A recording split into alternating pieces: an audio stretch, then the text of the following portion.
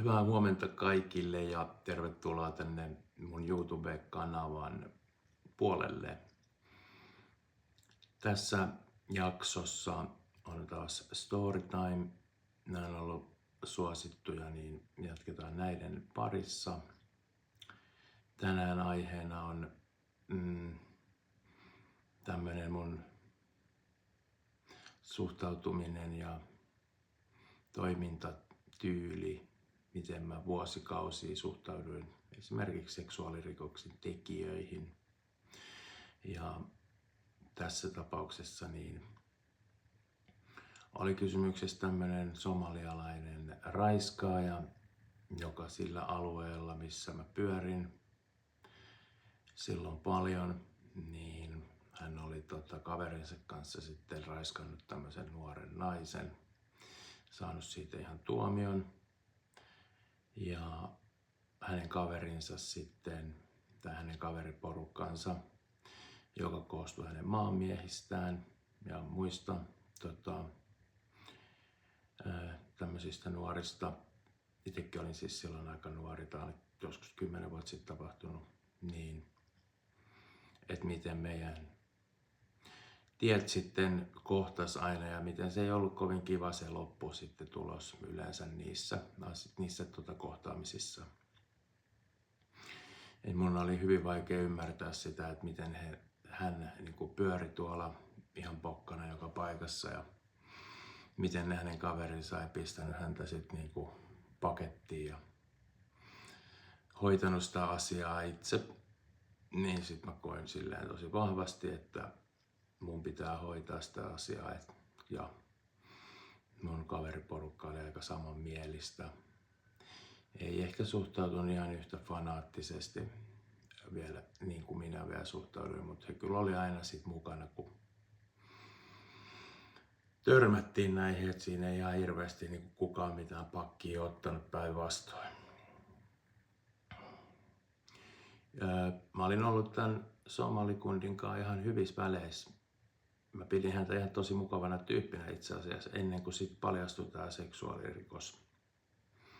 Ja sen jälkeen mä en pitänyt häntä enää ihmisenä lainkaan.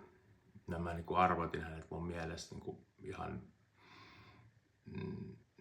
tosi niin kuin perustavanlaatuisesti. Tein hänestä semmoisen epäinhimillisen olennon, jolle mä sitten niin sain mun mielestä tehdä ihan mitä mä halusin, koska hän oli menettänyt kaiken inhimillisyytensä mun silmissä sillä hetkellä, kun hän oli päättänyt tehdä sen raiskauksen, koska ihminen kyllä voi itse päättää, raiskaako hän ihmisiä vai eikö hän tee niin. Että vaikka niinku, sehän ei ole mikään semmoinen siinä mielessä mikään luonnon laki, että kyllä aikuinen mies pystyy itsensä kontrolloimaan siinä määrin, että sun ei tarvitse raiskata ihmisiä. Se on musta niin luontaan työntävä ajatus, että mä ajattelin näin, että jos hän on päättänyt, että hän voi niin toimia näin, niin hän ei voi valittaa sit, jos mäkin toimin musta luonnolliselta tuntuvalla tavalla. Eli yritän sit vahingoittaa häntä tosi paljon niin kuin aina tavatessa. Ja sit musta oli niin kuin käsittämätön ajatus, että hänen kaveripiirinsä niin sit suojeli häntä. Ja se oli musta niin kuin jopa vähän vastenmielisempää kuin melkein tämän teon tekeminen, koska niin iso porukka sitten mun näkemyksen mukaan hyväksyi sen teon. Ja näin, että sen asian käsittely oli mulle tosi hankalaa. Että jos mä niinku tiesin tommosesta asiasta, niin kyllä se vaikutti mun suhtautumiseen, toimintaan ja kaikkeen. Et siinä mielessä mä olin aika niinku epäkypsä, että mä annoin tommosen ihmisen vaikuttaa mun olemiseen ja tekemiseen ja kaikkeen. Tommonenhan pitäisi jättää täysin omaan arvoonsa, mutta mä en pystynyt sitä tekemään silloin. Ja se sit poiki tämmösen, että aina kun mä hänet näin, niin mähän hyökkäsin niinku heti kimppuun. Että mähän juoksin vaan päälle ja ihan sama oliks mä niinku Helsingin keskustassa tai jossain Pasilan juna-asemalla tai ei sillä ollut niin kuin suurtakaan merkitystä, ja mä olin niin kuin päättänyt mun mielessä, että se on niin kuin kohde ja se on lukittu, ja nyt mä niin kauan kunnes mä saan toteutettua sen, mitä mä oon niin kuin aikonut, niin mä sitten toteutan itseäni. Ja sitten se, että hän oli niin kuin somali, niin sillä ei ole mitään tekemistä tämän niin kuin seksuaalirikospuolen kanssa, että miten mä siihen suhtaudun. Että se on mulle aivan sama, että oot sä niin kuin somali, suomalainen, turkkilainen, irakilainen, kanadalainen, britti, ihan sama. Että jos sä teet seksuaalirikoksen, niin sä oot ihan samassa porukas mun mielestä, jos sä raiskaat jonkun ihmisen, niin ja näin päin voisi tehdä ihan vaan selvennykseksi, ettei tästä tule nyt mitään niin kuin rasismijutskaa. Täällä ei ole mitään tekemistä minkään rasismin kanssa. Että mä en ole rasisti. No, eka kohtaaminen muistaakseni hänen kanssaan niin kuin tämän asian jälkeen ja niin kuin tästä niin kuin tämän tiimoilta oli sellainen, että mä olin tuossa Helsingin keskustassa Camp-gallerian ovella menossa muistaakseni syömään johonkin tai muuta. Ja mä olin parin kaverin kanssa siinä. Ja sitten joku heistä muistaakseni sanoi, että onko tossa se jätkä. Ja hän oli siinä joku 10 metrin etäisyydellä ehkä. Ja mä lähdin sitten tietenkin kysyä siltä ihmiseltä, että ootko sä se. Mutta sitten tilanne meni suurin piirtein niin, että kun mä lähestyin häntä, niin hän kiersi mua niin kuin ympäri niin, että hän päätyi siihen niin kuin Camp-gallerian niille oville, mitkä on ikään kuin siihen sivukadulle, et ei Espalle. Ja sit mä ymmärrän, että kyllä hän totta vieköön. Tässähän se kaveri nyt on ja nyt tästä niinku ei enää niinku keskustella, että ei tässä ole mulla mitään sanottavaa millekään tämmöiselle tyypille, että nyt mä niinku sit hakkaan sen tähän ja mä lähdin niinku otin sen tosi napakan sprintin häntä kohti ja yritin saada hänet kiinni. Hän oli todella vikkelä jaloistaan. Hän oli treenannut sit varmaan jonkunnäköistä juoksulajia, koska hän todella laittoi töppöstä toisen eteen ja meikäläinen sit paino perässä. Mä yritin niinku tämmöisellä jääkiekko-taklauksella tai jenkkifutispiireistä tutulla tämmöisellä taklauksella niin vetää hänet siihen niinku Camp-gallerian niiden ulko-ovien siihen niinku, ennen kuin ne aukeaa. Niin, että hän lysähtäisi niin siihen tavallaan ikään kuin kärpäslätkän ja ikkunan väliin. Mä vähän siinä epäonnistuin ja hän kirmas sitten sinne Camp-galleriaan muistaakseni sisään. Meikäläinen hän pahtoi tietenkin perässä jonkin aikaa, kunnes mä muistan, että tuliko siihen joku vartija. Todennäköisesti ei tullut, koska se ei olisi mua haitannut lainkaan. Mutta voi olla, että hän sitten oli vaan niin nopea, muistaakseni näin oli, että mä en niin kuin vaan saanut häntä yksinkertaisesti kiinni. Että vaikka mä tosi kovasti yritin ja niin kuin olisin oikeasti toivonut, että mä saan sen, että siinä oli ehkä näissä julkisissa hyökkäämisissä myös vähän semmoinen ajatus, että mä teen hänestä semmoisen esimerkkitapauksen, että ihmiset niin kuin ymmärtää, että silloin siinä ajassa ja siinä maailmassa, että jos käyttäydyt näin niin, että mulle on merkityksetön sit, missä mä näen sut, että se on ihan varma juttu, että meillä on tämmönen niinku hetki edessä, että sä saat sitten niinku, sä oot valinnut, että sä toimit näin ja mä en ole päättänyt sitä, että mä oon yrittänyt suhtautua täällä niinku ihmisiin silleen normaalisti, mutta sit kun sä tuolla raiskaat ihmisiä tai teet jotain muuta feilua, niin sit meillä on kyllä taas perustavanlaatuinen arvoristiriita, että me ei niinku mahuta kyllä ole tässä keskenään, että jos sä toimit tällä tavalla. Niin, että mä teen semmoisen varoittavan esimerkin hänestä, niin kun, että ihmiset ymmärtää, että se on ihan sama mulle mikä aika ja paikka on, niin, että hommat menee niin kuin näin. Ja kyllähän mä tätä asiaa niin kuin todella paljon niin kuin toteutin aina kun oli joku tilanne muutenkin, että joku oli toiminut mun arvomaailman vastaisesti tai aiheuttanut mulle kohtuutonta haittaa tai niin kuin toiminut mua kohtaan väärin, niin mä kyllä jaksoin odottaa sitä paikkaa, että mä saan sen niin kuin kuitattua, ja mä jaksoin odottaa sitä tosi pitkiä aikoja. Jaha, nyt siellä on joku, anteeksi, mä pistän tästä puhelimen. Älä häiritse tilaa, tosi paljon iso pahoittelu tosta, että tuossa pääsi piippaa, sori siitä, niin kuin ministeritermiin. Mutta että hänestä tehdään varoittava esimerkkiä, että mä sitten toteutin tätä ajattelua tosi paljon mun omassa elämässä. Tai jos mä näin jonkun henkilön, joka oli tälleen käyttäytynyt, niin pidempiäkin aikojen päästä, niin kyllä jaksoin sit muistaa ja käydä kuittaa nämä hommat. Ja se oli mulle tosi semmoinen tärkeä juttu, että mä pystyin niin olemaan itteni kanssa sujut. Ja että mun luonteeni oli sitten niin silleen, että mä tiesin, että mä oon tehnyt oikein. Ja tätä sovellettiin siis moneen muunkin asiaan kuin seksuaalirikollisiin. Näistä kirjassa muun muassa varmasti lisää ainakin jonkin verran. No sit kun hän oli tästä ensimmäisestä tapaamisesta niin sanotusti luistanut paikalta, niin sehän jäi meikäläiselle tonne mielen päälle.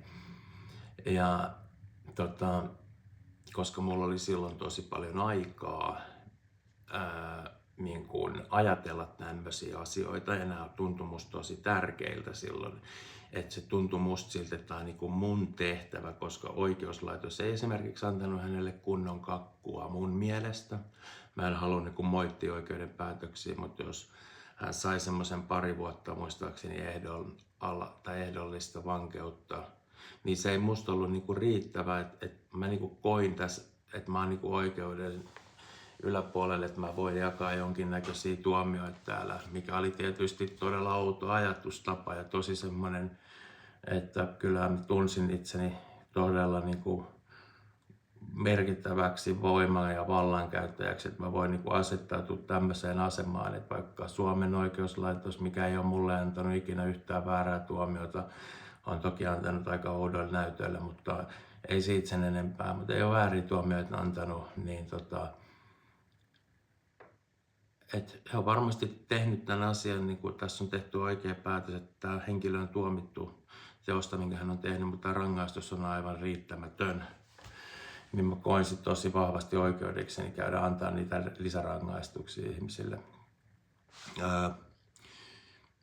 Mitä toinen tapaaminen. Hänen kanssaan näitä oli useita. Hän oli tosi nopea sitä aina näistä poistua, ja välillä kävi niin, että kaverit kertoivat, että hän oli muuttanut johonkin toiselle paikkakunnalle ja ei ollut enää Suomessa lainkaan ja kaikkea tämmöistä ihmeellistä, mikä ei lainkaan pitänyt paikkaansa. Ja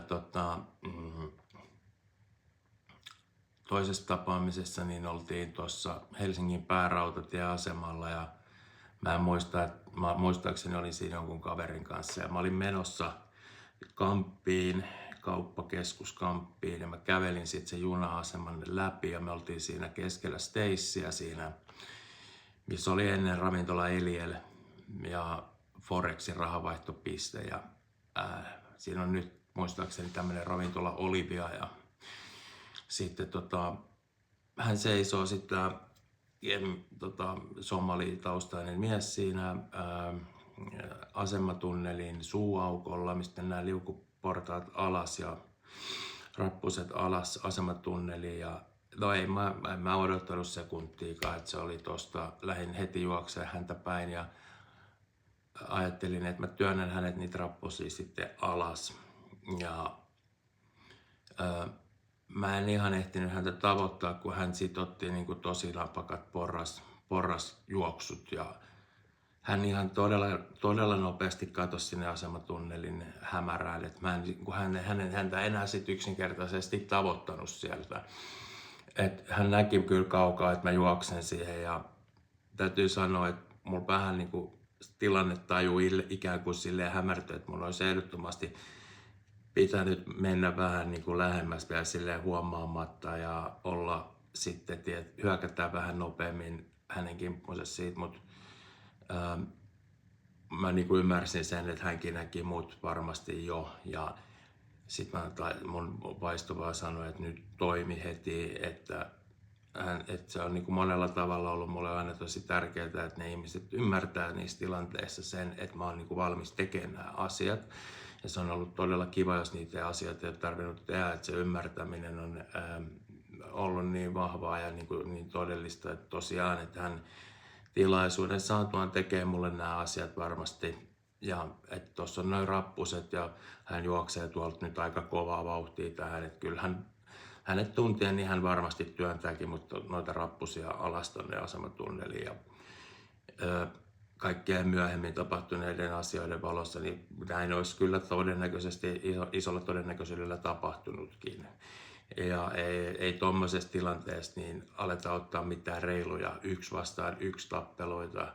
Et ei tuolla katutappeluista tai missään, niin oikeasti, että sit kun ollaan tuommoisten asioiden äärellä, niin mua ei kiinnostanut lainkaan, että onko tässä nyt joku reilu tappelu tulossa. Et sä oot valinnut siinä vaiheessa, kun sä teet tommosia asioita, tai kuset sun omat asiat ja muiden asiat siinä samalle, että sua saa sit kohdella mun mielestä noin. Tää on vaan mun henkilökohtainen mielipide, että näin mä oon toiminut ja näin mä oon niin kuin nähnyt asiat, että ne toimii. Onhan tää niinku, mä en suosittele tämmöistä toimintamallia tietenkään yhtään kellekään, koska ajatellaan nyt vaikka näin, että ei se mun ajattelu näistä tämän tapaisista tyypeistä niin ole hirveästi muuttunut. Mutta mä oon muuttanut sitä ajatusta siitä, että mä oon itse niin arvokas, että mä en niinku halua mennä ton kaltaisen henkilön takia esimerkiksi vankilaan. Et mulla ei ole semmoista niinku, mulla ei ole semmoista niinku että mä tavallaan niinku on muokannut mun ajatusmaailmaa niin, että tuommoiset ihmiset ei ole sen arvosi, että mun pitäisi kärsiä siitä lainkaan, että mä ottaisin siitä sen tuomion, minkä semmoisesta, että jos mä työnnän jonkun ihmisen rappusia alas asematunnelissa tai ihan mistä tahansa, oli se sitten miten toteutettu juttu tahansa, niin siinä on aina se mahdollisuus, että kakku tulee sieltä. Mä oon aika pitkään luusinut, niin mä tiedän mitä se on ja se sinänsä ei haittaa mua olla vankilassa, mutta sitten nykyään se niinku haittaisi aika paljonkin. Et mä tykkään olla täällä siviilissä ja näin päin pois. En mä kuitenkaan ikinä ajattelisi niinku asiaa sillä tavalla, että se vankila olisi niin paha paikka, että jos mun vaikka oman terveyteni ja vankilan välillä pitää valita, niin mä aina otan sen vankila. Että se ei ole niin paha paikka, että mä en itseäni vaikka puolustaisi. Mun mielestä se on tosi terve ajatustapa, että mikä vankila ei voi olla pelote sille, että jättäisi omien oikeuksien toteuttamisen niin kuin, väliin. Ja se onkin tosi semmoinen tärkeä asia mun mielestä. Että se vankila toimii pelotteena niille, jotka tekee väärin, ei niille, jotka tekee oikein. Että se on iso juttu. Ja näin päin pois. Näitä kohtaamisia hänen ja hänen kavereidensa kanssa niin oli jokunen. Ja mulla oli jossain tapaamisessa niin repus myös vasara. Ja mä muistaakseni sitä vasaraa siinä vähän heille näytinkin. Ja se tilanne oli nimittäin semmoinen, että siinä oli minä, yksi kaveri. Ja näitä hänen kavereitaan oli sitten niinku varmaan toistakymmentä, 15, 20 jopa. Ja siinä vaiheessa mä koin siinä elämäntilanteessa, että tämä vasara ei ole lainkaan kohtuuton työkalu ottaa esiin tässä, että jos mä tän nyt naputtelen noita päähän, niin se on ihan ok, jos noita on noin paljon ja ne yrittäisi vaikka käydä mun kimppuun, kun mä siinä heitä kuulustelin mun kavereiden kanssa, että missä se tyyppi on, että miksi te niinku suojelette sitä, että miksi te ette itse hakkaa sitä, miksi te pakotatte meidät niinku tämmöiseen tilanteeseen, että me tehdään tää teidän homma ja näin päin pois. Mutta noi oli noita vuosia, tässä tosiaan 10 vuotta yli aikaa ja silloin mä elin tosi vahvasti silleen, että mä teen ja mun oikeus me tehdään ja niinku, mulla on niinku nämä kaikki ratkaisun avaimet näihinkin asioihin kädessä ja että mä haluan tehdä ja mä niinku näin, niin se on siinä mielessä niin kuin oli tärkeä osakin mun elämää, että se kasvatti musta semmoisen ihmisen, mikä mä oon, ja mä en muuttaa siitä yhtään mitään, mutta en mä tuota toimintatavaa enää tänä päivänä sovella, koska se ei ole järkevää, ja mä en suosittele ketään muutakaan tekemään niin, että jos niin tekee, niin sit tekee, mutta mä en suosittele semmoista. Mä ymmärrän, että tommonen käytös voi mennä ihmisillä tunteisiin. Mä ymmärrän sen niin kuin todella hyvin. Ja sitten se tunteen vallassa ja joskus tiedostaenkin, niin ihmiset voi tehdä tosi ikäviä juttuja toisille. Ja näin päin pois. Mutta kannattaa, se on aina kaksiteräinen miekka. Että täytyy muistaa, että mekään ei mitään, tai minä en mitään aloittanut ikinä. Mä en lyönyt, mulla on sellainen periaate, että mä en lyö eka, mutta mä lyön ihan varmasti tokana ja vikana.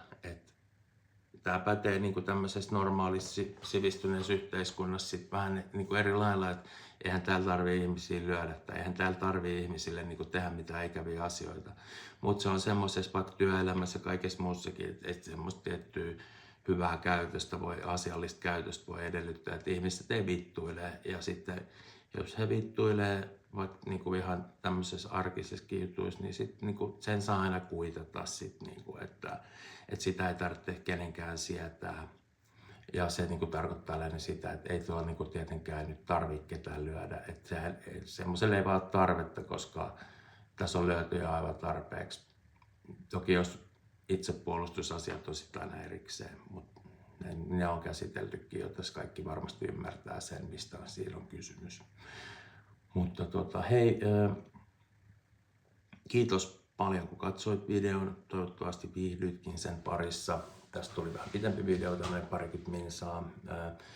Arvostan tosi paljon, jos tilaat kanavan, jos kerrot kavereillekin, että tilaat kanavan tai tilaisivat kanavan, se olisi tosi kiva. Ja yritän tehdä tätä sisältöä tänne aina kun saan inspiraation siihen. Sitäkin pitää aina vähän ruokkia, käydä katselemaan vanhoja kulmia ja tuttuja niinku, paikkoja ja näin päin pois. Niin sitä sitten aina niinku löytyy jotain muisteltavaa, että onhan tässä tehty kaikenlaista hommaa. Ja mä mielellään tuonne kommenttiosioon otan vastaan niin semmoisia ehdotuksia, että mistä asiasta voisi vaikka tehdä video seuraavan kerran ja näin päin pois. Et siinä on tullutkin tosi paljon hyviä ehdotuksia. Et mä en välttämättä suoraan tee yhdestäkään niistä videoa, mutta ne aina inspiroi mua sit niin kuin muistelee, että ai niin, tässä oli tämmönen juttu ja tämmönen juttu ja tämmönen juttu.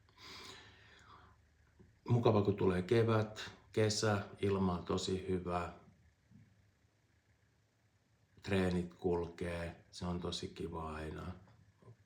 Kroppa tuntuu hyvältä.